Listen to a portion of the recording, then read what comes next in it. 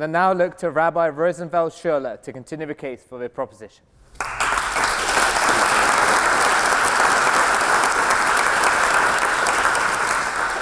Thank you, Mr. President. It's an honor and a privilege to be speaking here in this chamber. Walking in this evening, I was reminded of a story of a rabbi and a priest who didn't have money for a car to buy two, so they put it together and bought a car. The rabbi was quite surprised to come one day and find the priest pouring some water over the car, muttering some words. The rabbi said, "What are you doing?" "Baptizing the car, of course."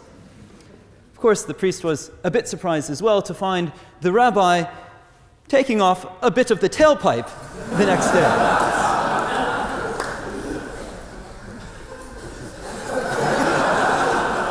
Friends, I'm an Orthodox rabbi and serve the Jewish students in Oxford and as their Jewish chaplain.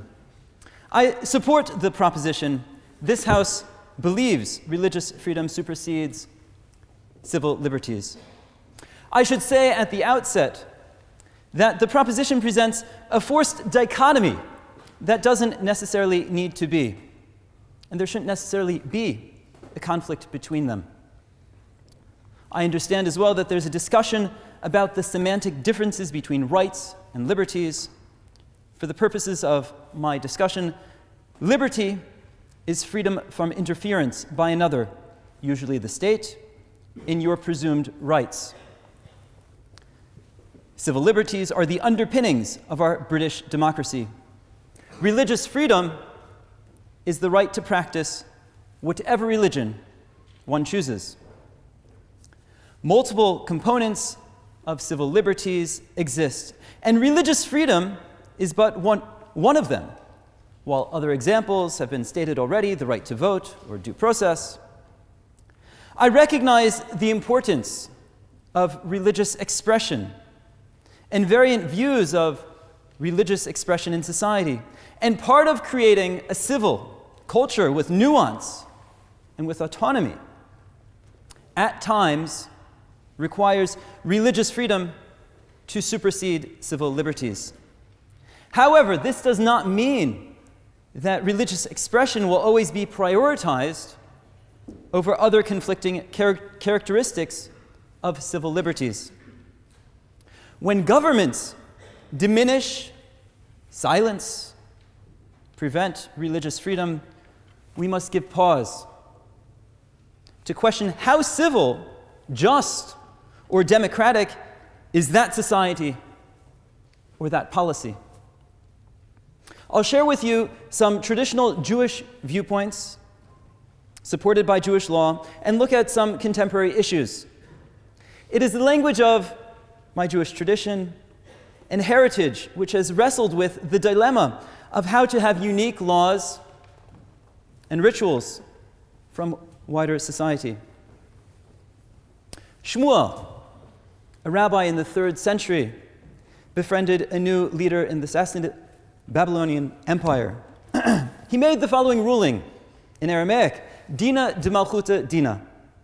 The law of the kingdom is the law. For us today, this means that Jews should pay taxes, wear seatbelts, not engage in fraud, uphold the tenets of our society and our laws. But what happens when there is a conflict between Jewish law and the general law, or the law where the Jews are residing? Copious amounts of Jewish legal writings have been drafted and implemented over the centuries on the topic, and each case requires its own unique response. The medieval Jewish scholar Maimonides notes that yes, we accept the law of the land, but he writes, when the king's law opposes God's law, we don't listen to the king. Further, it is worthwhile to recall dark times in Jewish history when ruling governments or monarchies opposed Jewish practice, rituals, and beliefs. For example, the ancient Greek decrees of Antiochus in the 160s before the Common Era to restrict Sabbath observance or circumcision. Of course, the biggest of them with Nazi Germany and the Holocaust. Some laws and decrees have been made in the past in an attempt to destroy Jewish life and communities. And if laws are designed to oppose or uproot Jewish values and practice, then Jewish tradition supports opposing those laws. And historically, when religion of freedom is restricted, anti-Semitism, hatred, violence soon follow. Since being allowed to return to England by Oliver Cromwell in 1651, following the expulsion of the Jews in 1290, the Jewish community has continually supported, embraced, and taken an active role with British values and ideals. For example, our weekly prayer for the Queen and state is recited in synagogues worldwide and echoes the words of Jeremiah, and the Mishnah instructs us to pray for the government. So Isaiah Berlin, in 1958, delivered his inaugural here at Oxford. It was later released as an essay addressing two models of freedom, negative and positive liberty. Negative liberty is described as absence of obstacles and constraints, while positive freedom is active self-discovery and the possibility of action. I'd like to support religious freedom in the context of Berlin's positive liberty and a commitment to a negative liberty by valuing human dignity, autonomy, respect, and diminishing interference. Perhaps some contemporary issues.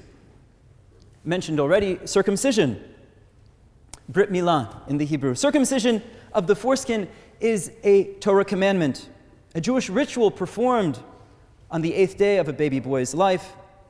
According to the WHO, internationally, 1/3 of males over the age of 15 in the world are circumcised. Surely it is an obligation of the parents to provide a cultural education, an identity for their children. Parents are entrusted with making fundamental and difficult decisions on behalf of their children.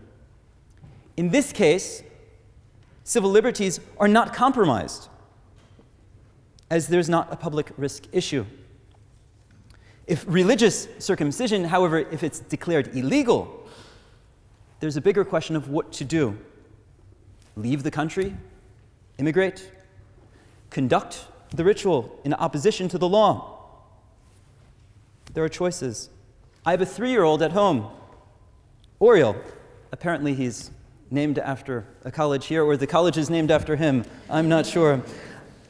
Well, not circumcising him would separate him from his faith, community, his people, and identity. Another example that might provide conflict between religious freedom and civil liberties is shchita, Jewish religious slaughter of animals for consumption of meat. It provides one stroke to slaughter the animal. Attempts were made in recent years, in 2011, to change the labeling of meat in the EU and in some countries to ban religious slaughter or non-stunned meat. The RSPCA reports that for 9% of animals stunned, the stun is ineffective and needs to be stunned again, or something else needs to happen. The 9% of mis-stunned animals, that amount, is effectively 100% of the kosher meat market. By permitting shchita, religious slaughter, I believe that civil liberties are not compromised. As a vegetarian, personally, it doesn't directly impact me, but for the vast majority of the Jewish community, it's a real issue.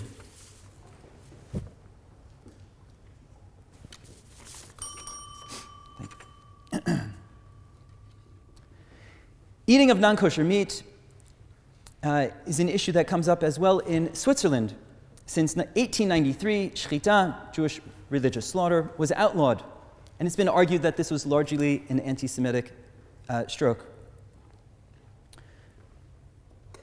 Another example that I encounter in Oxford is that colleges, for students, Jewish students, that want to keep kosher and have a kosher diet, or have other special dietary needs, should the college support them, pay the difference to help accommodate them through their unique dietary needs? I say yes, and I support them. And I think that colleges should indeed support students to provide them with the necessary means and food to feel at home and comfortable. In another direction, we've already heard about the cake issue. On this case, I don't believe that Jewish law has grounds say that Jewish law does not have grounds to refuse to serve a birthday cake to someone who maintains a different sexual preference. And here I'd like to stress the importance in Judaism of respecting and treating all people with dignity. To conclude, I recognize the need for a liberal democracy that values religious expression and variant views of religious practice, and part of creating a civil culture with nuance requires at times for us to indeed, for religious freedom to supersede civil liberties. Thank you.